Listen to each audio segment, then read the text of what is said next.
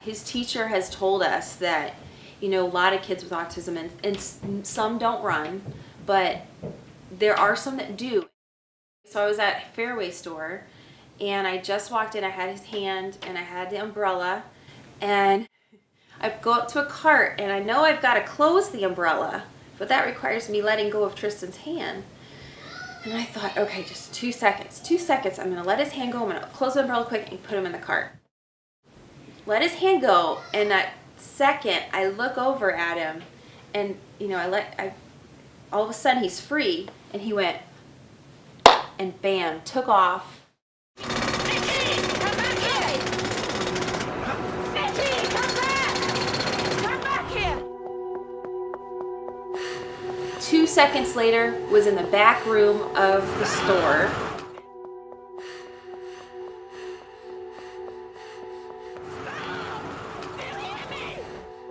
That day I realized if I had been in the parking lot and let his hand go, he could have been in the street. He could have been hit by a car.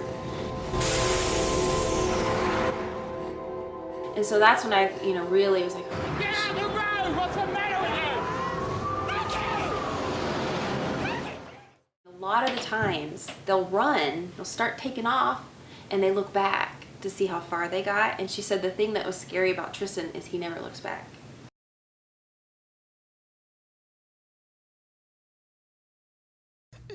It was about when he was 2 years old that we received the diagnosis of his autism disorder.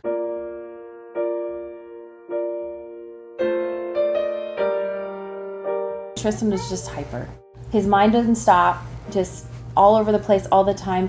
If something like a flashing light or a fan or something like that caught his eye, he would just instantly be drawn to it and completely lose focus of what was going on at the time. They came over and came to the kennel for the first time, which has got a lot of activities, a lot of dogs, a lot of things going on, But Tristan came into the building, and we were trying to catch dogs and put them in their kennels as fast as Tristan was opening the doors and letting them out.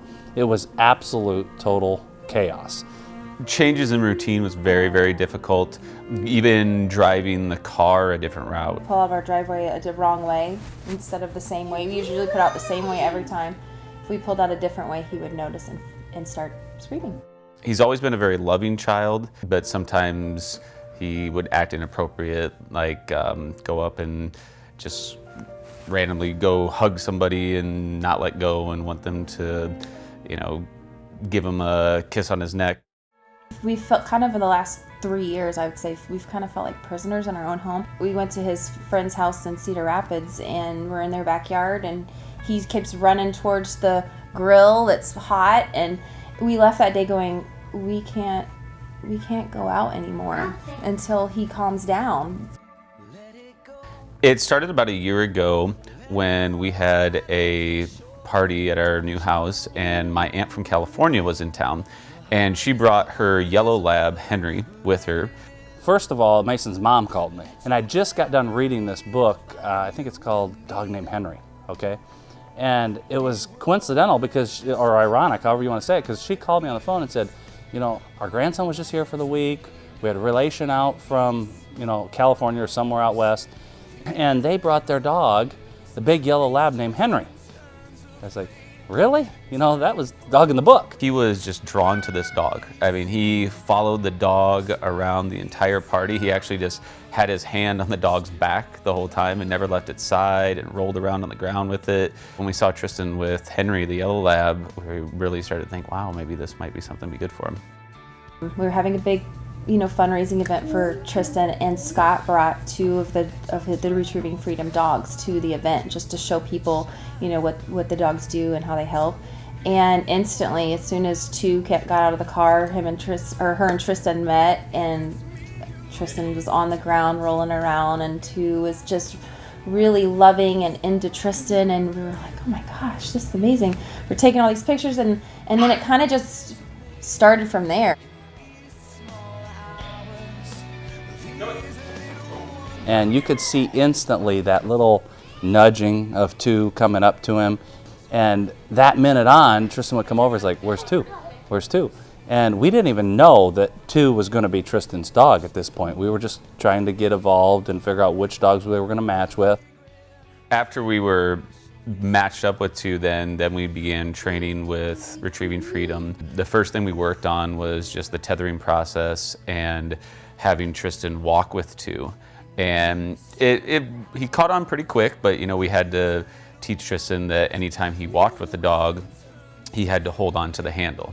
Because initially when he wore his vest and the vest was tethered to the dog, he just kind of would try to run around, and if he saw something, he still might bolt to it. But once he learned that he doesn't go anywhere unless he's holding his handle and he's walking with the dog, he kind of picked on it quick, and then it really worked pretty well after that. He's just helped him focus more. When two is here and just present in the same room, he doesn't have to be sitting right next to two, but just in the room, Tristan's mood just completely calms, so he's able to focus more on whatever task he is doing. Two will nudge or put her paws up, like up on his lap if he wants to lay with her, or she'll come up on the couch and lay down. She'll tether with him, so they can go out and walk through a store and they're tethered together, and if Tristan takes off to go running, she'll lay down. Number two, she can help with his social skills, in public places and get people approaching and talking to Tristan. Before we had two, people would come up in public and ask Tristan questions. They would say, "How old are you? What's your name?" And maybe 25% of the time he would answer them. Every time we've been out in public and I've seen someone that I know and they come up and they say, "Tristan, what's your dog's name?" He always says, "Two. Two's my dog." So, and that's 100% of the time. So, I mean, it's a small thing, but there definitely has been some more interaction.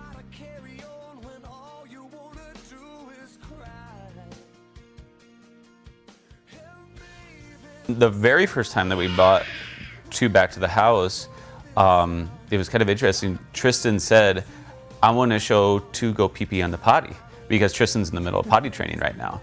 And we've been working on that for well over a year and really haven't got very far with it.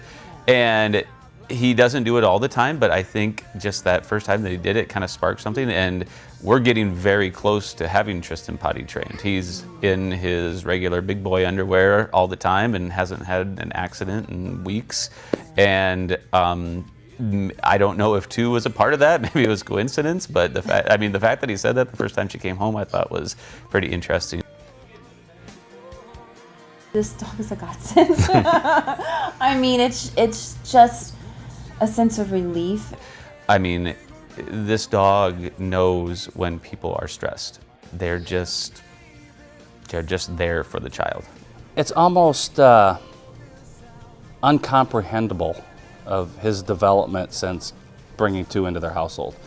I think Tristan's transition through this whole thing has been the ability to go to new places and realize that tomorrow he gets to come back.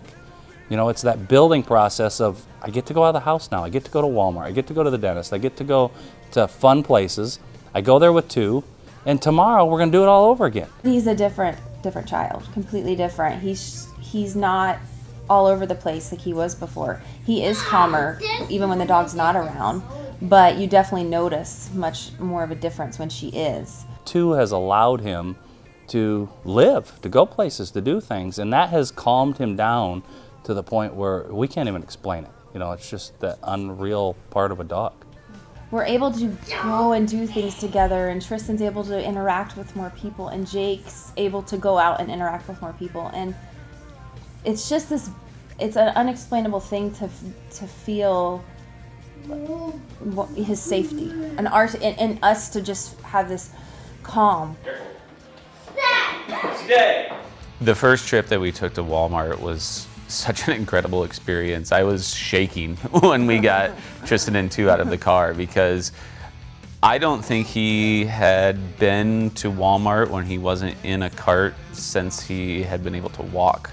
Because the one time that we tried it years and years ago, he got loose, and in a blink of an eye, he was halfway down the aisle ripping things off the shelves and just running, grabbing things out of people's carts. So when he was outside of the car in the parking lot and not connected to me and I wasn't holding on to him, my heart was going 1,000 miles an hour. But it was amazing. He just held his handle, walked right in, walked down the aisles. We did about 4 or 5 laps around Walmart, and he was fine the whole time. It just builds us like Lincoln Logs or building blocks, is when you start getting to go to Walmart or go to Scheels or go somewhere where you're feeling comfortable going in there, well then the next step you might get to go to a basketball game, you know, where it's a crowd and it's a band and it's louder, and you know, it's not just walking down an aisle with a few customers, it's similar to chaos, right? I hope, you know, to help him socially, you know, interact with others. You know, that's our main thing.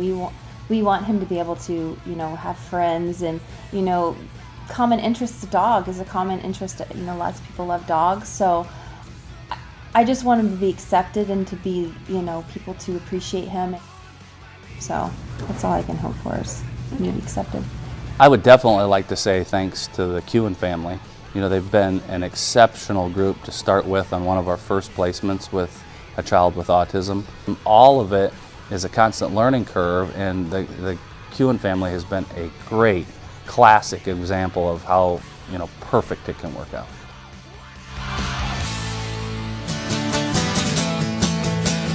Learning to talk again. Can't you see I'm waiting?